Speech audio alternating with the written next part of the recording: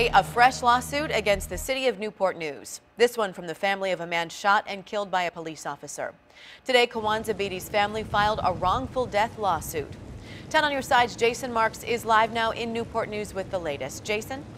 Yeah, Katie, Kwanzaa Beatty's family filed that lawsuit here in Newport News Circuit Court just a short time ago. It's a $10 million lawsuit.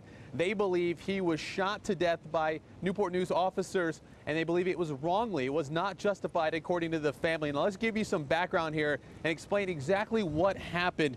Police say Beatty was carrying a sawed-off shotgun July 4th near 18th Street. A detective, along with a canine officer and a sergeant, found Beatty walking down the street. We're told Beatty was wearing a camouflage jacket and his arm was stiff. Police say they tried talking with him, but he started running. During the chase, officers say they could see the gun, and it appeared at one point as if Beatty pointed that gun at officers. That's when Officer Randy Gibson fired 3 times and hit Beatty in the head, and he was killed. Family says Beatty was shot in the back of the head as if he was running away, and police never found fingerprints on the gun. And that's why they believe this shooting is not justified.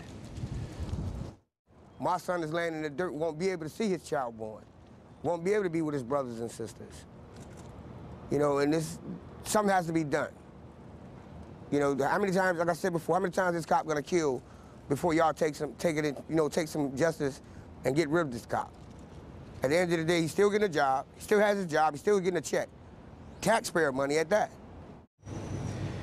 And what Clyde Dargan is talking about was another shooting Officer Gibson was involved in. This one took place back in 2012, where a man was shot and paralyzed inside a car. Officer Gibson, I should say, was one of 4 officers on the scene there. Now that case is actually going to federal court, another lawsuit.